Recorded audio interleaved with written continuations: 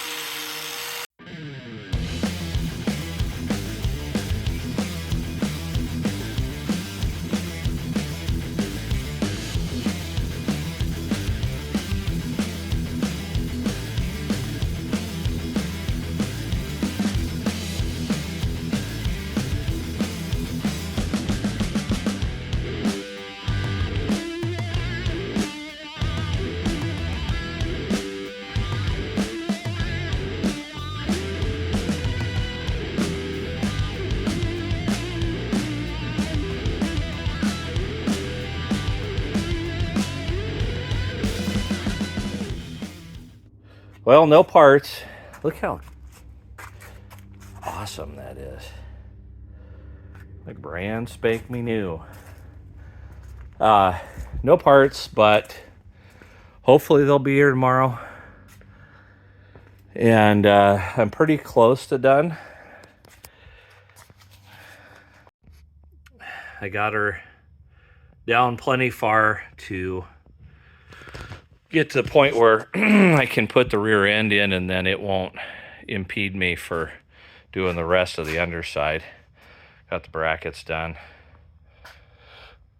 All painted up and ready to go. I did get a taste of working the wire wheel above my head, and that's not going to be fun. But, you know, is what it is. Kind of really the heavy lifting's going to be done with this rear end, and then it's just, you know, spend 20 minutes a day or so wire wheeling until it's all clean and painted underneath, because I'll be all caught up with stuff otherwise. But that's it for me for today. I got a couple of little parts to clean up yet still. Paint the other spring, the other side of the other spring. Still got to do that, but just do that in the morning. I ran out of paint, and I'm not going to the hardware store tonight, so we'll get her in the morning, be ready for them parts to come in. I'm going to go ahead and replace the pinion seal. Probably be quite a bit easier while it's out. Got to get a puller though. Got the nut off, zipped off with the impact wrench pretty easy. So that's the next thing. All they had was this 3-prong.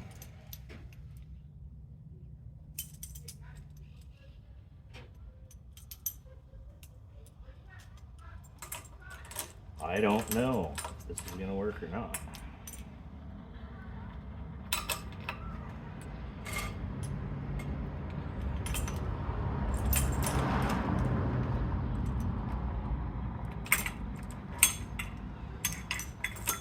If I just use 2 prongs.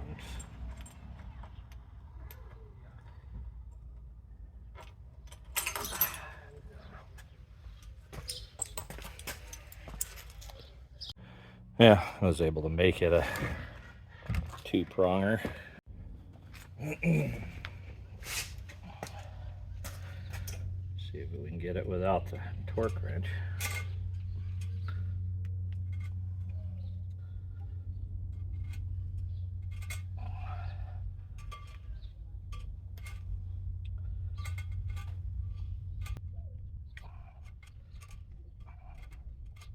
Oh, yeah.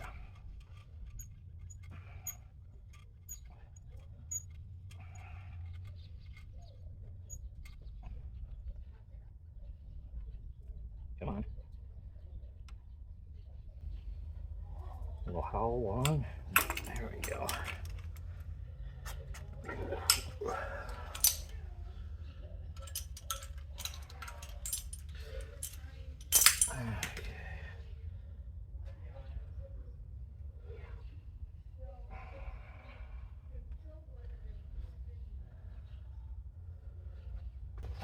Make sure we got the right one.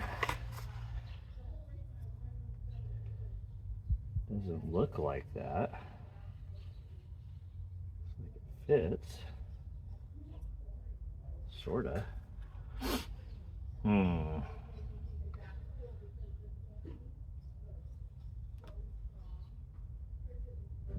don't know about that. I'm gonna try and collapse it. Maybe. Wow. Maybe not.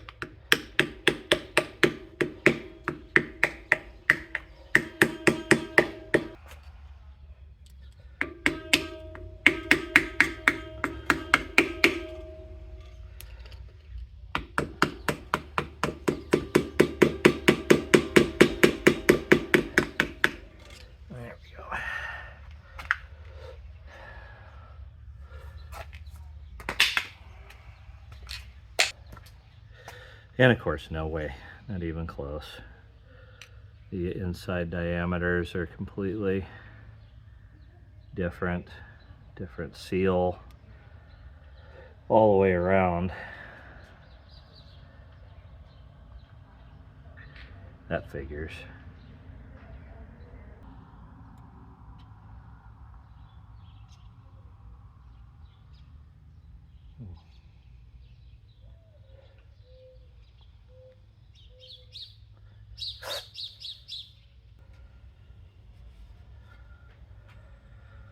Huh.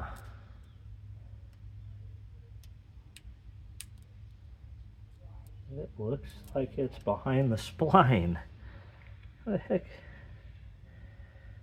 does that work? Okay, it just had some suction. I needed a heavier magnet.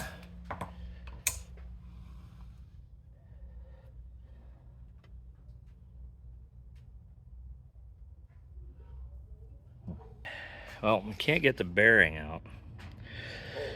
I thought it should just come, but it's not. Unfortunately, too, this seal is pretty well a goner. It's pretty hard rubber on it, so it's not going to seal anything anymore. So I got to do it. I'm stuck again. I got no parts for the rear end and the pinion seal. Even if I had it, I can only go so far because the pinion seal needs replaced now. So I'll probably get to more wire brushing, right? I got tons of that, plenty of that. You don't even have, there's no lack of parts to wire brush. And so I guess I can do that. I'm probably not going to video it because how much can you video wire brushing over and over? You get it, right? You get the point. You got a grinder with a wire wheel on it. You got a drill with a wire wheel on it, and I got a little hand wire brush. So that it's not rocket surgery. I'm done showing hours of wire brushing. Okay, I know I seem probably a little obsessive about engine paint, but I found some more original, and I can't tell if this is coming in very well or not, but there's the new paint in the original. This is hidden. It's probably the best example of the original that I got. Once again, I think we're pretty darn good. And it might be a little more orangey than this red or orange, but it's just red orange. I mean, original. Just a little more orange maybe than it was, but pretty good. Anyway, so I just grabbed some big ugly engine parts that are going to be necessary fairly soon. And so the timing chain cover / water pump and majigger. I just thought it was kind of cool that if you can make it out in there, but relatively, I mean, from what I am used to, not a ton of crud in there. This hasn't been cleaned, touched at all yet, so I like that. Not a ton of crud in the water stuff, so, you know, once again, Grandpa was taking care of things, probably never put any hose water in it like you're not supposed to do. I'm sure he didn't. Water pump, same way. I mean, that's probably been changed on at some point in its life, but still just, you know, not a ton of buildup of crud on everything in the water arena. Just clean as a whistle right in there. Well, that's, yeah, that's right. Look at that. It looks like new. You can't get that in any vehicle I've ever owned. There we go. There's a little bit of crud. Pretty awesome. Gotta say, it is pretty cool, this old GMC stamp and everything that I'm finding kind of all over the place. Even on here.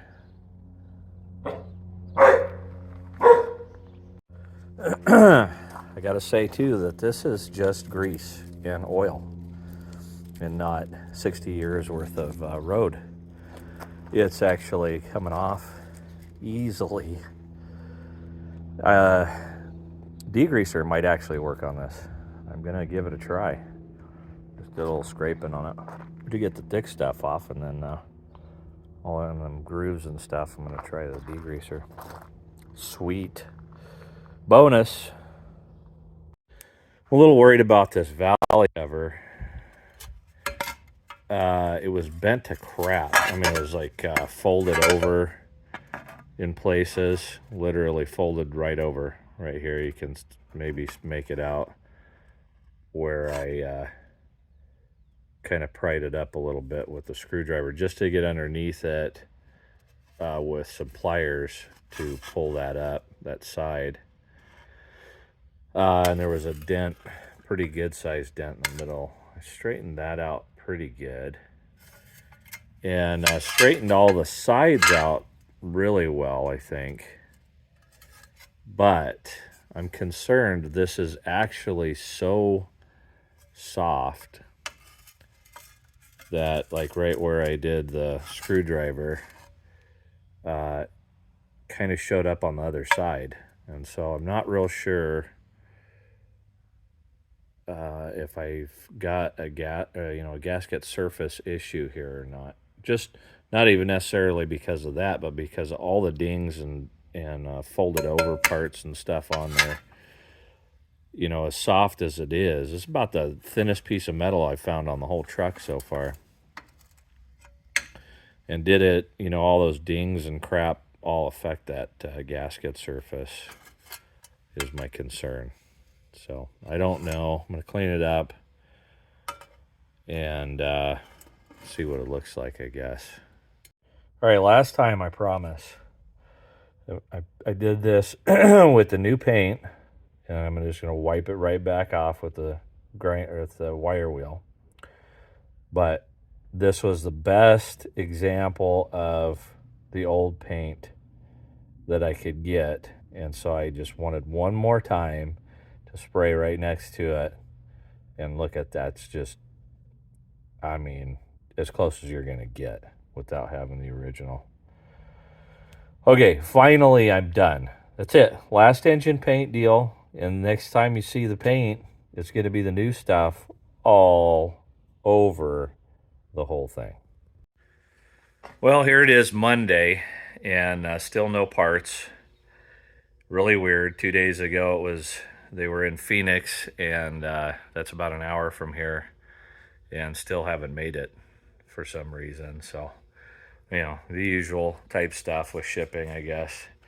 But the part for the pinion seal is wrong, as it was appearing to be when I took it out on Saturday, and been back to AutoZone a couple of times trying to get the right one. They just don't have it. And, I just thought that maybe I was going to get away with something here. It's a Dana 60. It's like the most common transfer case that there is in the world, But somehow or another, the seal for this one is different than anybody else's seal. I have scrolling through hundreds of pictures on the interwebs looking for the right one. And it's not that that necessarily is going to look like the original either. They may have made changes to it so that, it won't look like it. As long as the dimensions are right, it'll work. But I don't know how to do that. As far as determining the exact dimensions, and I don't know. I don't know what to do exactly. I'm going to probably go into O'Reilly's and go through their boxes of seals and see if I get any better luck with that. I saw some that looked similar from Summit, and although it was a Dana 44, so that's almost certainly not it. But unreal, really. I mean, there may even actually be a possibility of talking me into doing something with another vehicle after this truck is done, but with two considerations. Number one, no wire brushing. Somebody else has to do it. And no parts ordering. I just can't stand it. Both those things, and that's about 80% of the whole thing is parts ordering and wire brushing everything. So, well, that's about it for this one, I think. I'll wrap it up and edit and put it together and post it. I got to at least get the parts this week. So, anyway, we'll see you on the next one.